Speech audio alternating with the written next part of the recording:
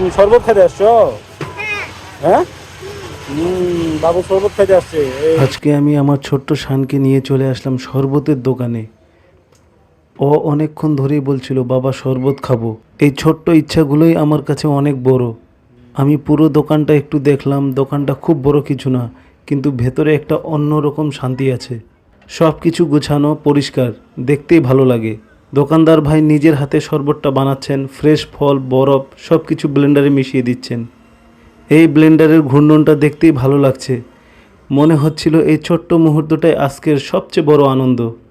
শান পাশে দাঁড়িয়ে চুপচাপ সব দেখছে, কিছু বলছে না, কিন্তু ওর এই নীরবতাতেই বোঝা যায় ও কতটা উপভোগ করছে।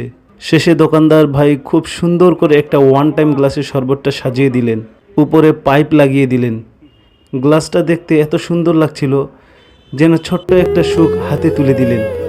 হয়তো এটা সবার কাছে সাধারণ একটা শরবত, কিন্তু আমার কাছে এটাই আমার সন্তানের খুশি কেনার সবচেয়ে সুন্দর মুহূর্ত।